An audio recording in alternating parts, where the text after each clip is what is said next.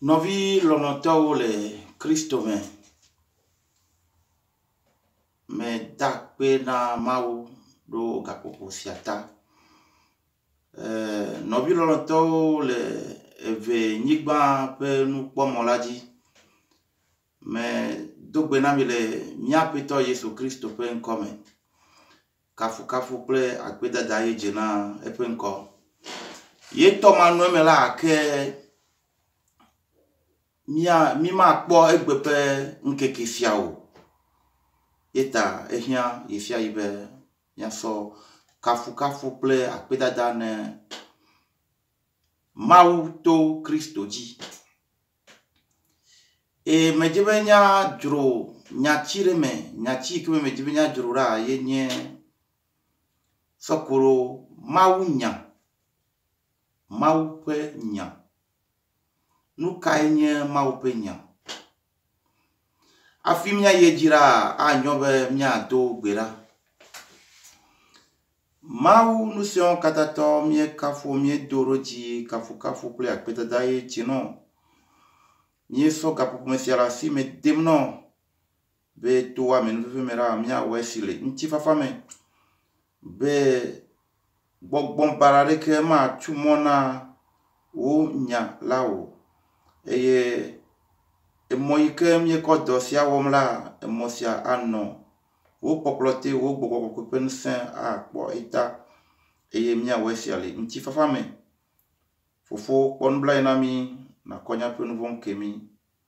Na ɖe mi la le esi nyi vɔ la me. Kafukafu kple akpedada ye dzi na wo. To vie Yesu Kristo me. Amen.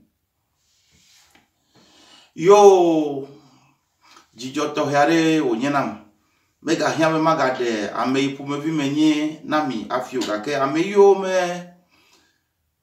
dzesi mo alo ame yiwo me ke ɖo nye kpɔ ke nye ŋkɔe nye brɔda Apo.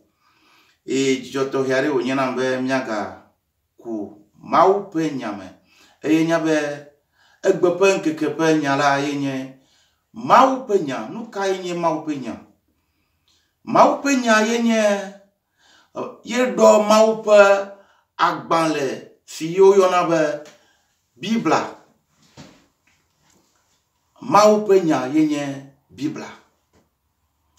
Egbe ƒe ŋkeke yi ke me mie le la, eva le ale be ame geɖewo etsikɔ le wo tsim, wole Mawu dim.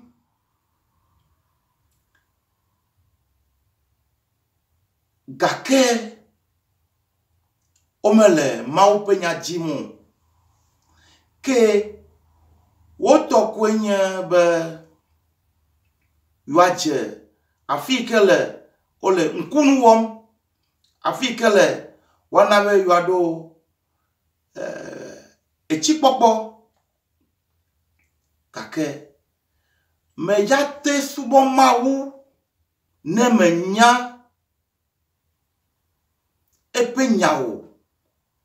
Mawu ƒe nya ye nye kekeli ke kplɔna Mawu ƒe viwo. Ye ta me dzi be nya hlẽ kpikpui ɖeka le nyatsi ɖeka le Psalmo ƒe agbalẽ ta 119 la me. Le kpikpui 105 me hlẽ Mawu ƒe nya. Wo nya enye akaɖi na nye afɔ kple kekeli na nye toƒe. Psalmo sia le gbɔgblɔm be wo nya Mawu ƒe nya ye nye akaɖi na nye afɔ eye woganye kekeli na ye toƒe. Ame geɖewo dze be yewo dze Mawu ƒe yome.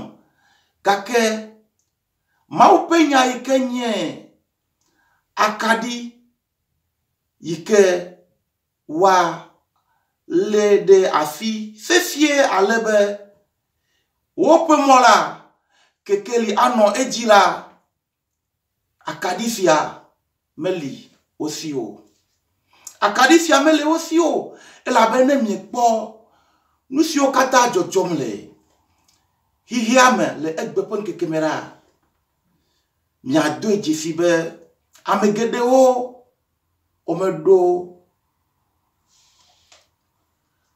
nunyanya deke kure mau nti o elabe mau penya mele osio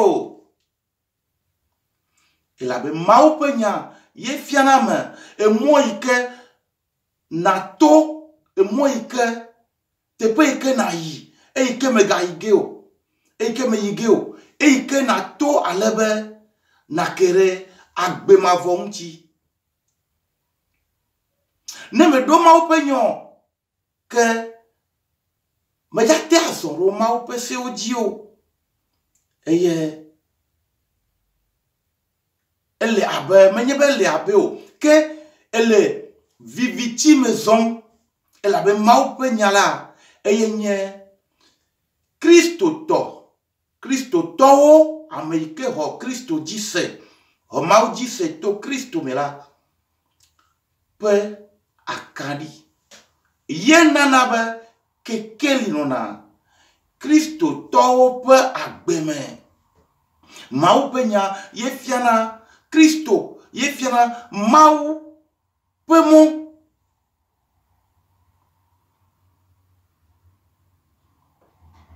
Kristo blombe enyaike yele gbogbom la menye ye gbo cho ke bon ye tosi le jipola ye gbo ocho mau penya echo jipo eye mau penya ehia na Kristo to alebe ne megano vivitimo me bleva ibe ne miekpo nu iko jojom egbele hihe fiamera mia doje sibe mau penyanya mesu ame gede ame sobosio elabe le donkusu e ndo vura ole vivitimo ole zozom ke ndoa ke keli onana ka kene ndo eyele vivitime som ye ko afole nuopom le pepom la ni jem le tefim ke anyabe ele vivitime aleke ndo ahu to gbobe ndo le huhu ano ani jem ano vivitime som elabe wo agbera edo viviti wo agbedo viviti be alegbegbe yetabe o ntokata ele viviti maison ele viviti maison elabe etiri mau penya